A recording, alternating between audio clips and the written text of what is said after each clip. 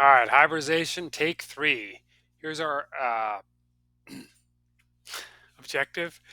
What it means is when you know a molecule, what does that mean about it? Why is it doing this?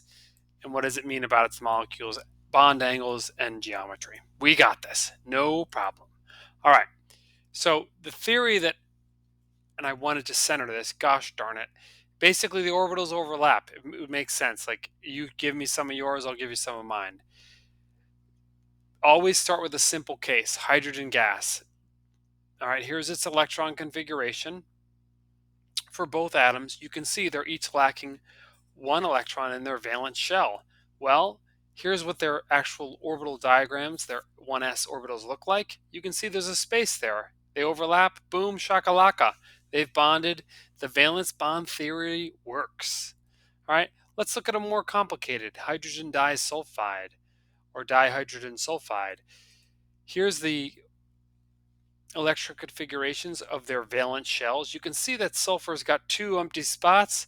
Here's their orbital diagrams. Note this is not to scale, but it's the best I could, well, not the best, but it's what I did for the p orbitals.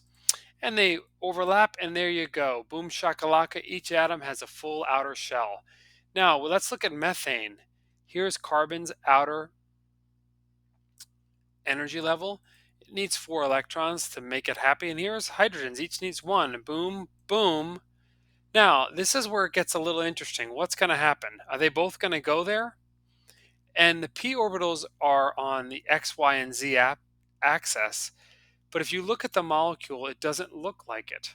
It doesn't look like these bonding is happening on the px and y axis, because that would be at 90-degree angles. So this doesn't happen. It doesn't explain what we see in real data, the data about the molecules themselves. So here's what people have hypothesized or theorized is occurring.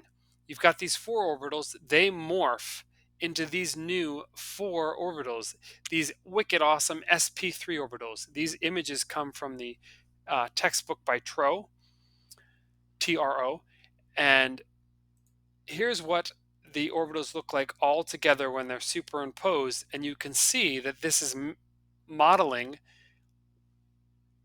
what the actual molecule looks like. This is known as hybridization, where you basically two or more orbitals are morphing together. It's based on what we actually find in lab, and I want to also point out that you need to know it outside of the Lewis structures, because they don't always mimic it. There's 3 hybridizations that the AP curriculum wants you to know. The first being sp3. This is one, our spherical s orbital and a dumbbell p orbital, and there's 3 of these, remember, one for each axis, morph into these orbitals. This is one of them. So these 4 morph into these 4, and that, as you can see, is the methane structure. However, there are other molecules that do this, or other atoms other than carbon, one being ammonia. And ammonia mimics it, except it's got a lone pair here in the top, not 2 lone pairs, but 2 electrons up there. And water does the same thing. Now, for both methane and ammonia, this bond angle of 109.5 is reduced because of the lone pair takes more energy space.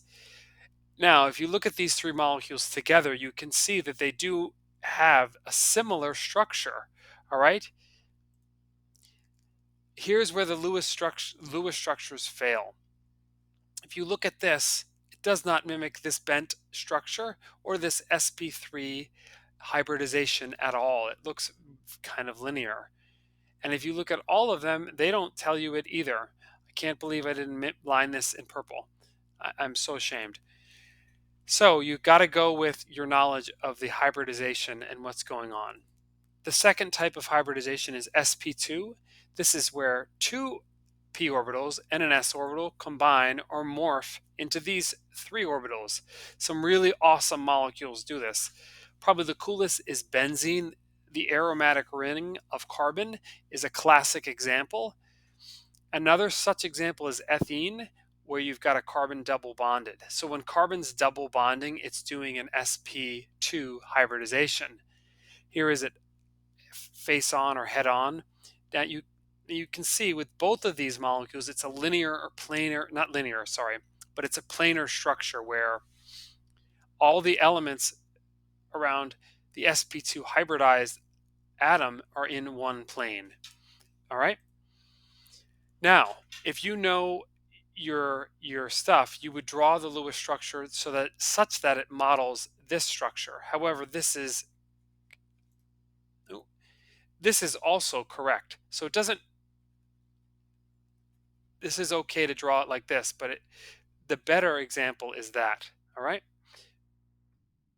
Now SP is where I take two orbitals, morph them into two new ones. This is ethine, where carbon is making a triple bond, and this is a very linear structure. Linear, and the bond angle here is 180 degrees. Once again, here's the Lewis structure, but this is done because I know this structure here. I know the actual structure. I know the hybridization. So this is a model, like a summary of all what we've talked about. Here are the three types that AP wants you to know. Electron domains are lone pairs or bonding pairs, and a double bond counts as one electron domain. Here's some examples. These are the molecules I talked about. All right. And I wrote this down because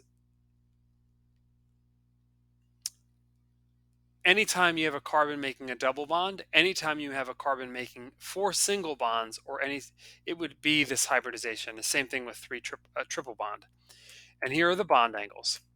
Here are my two sources. One was for all the images of the orbitals, and this one was the image of benzene. Thank you so much, and rock and roll.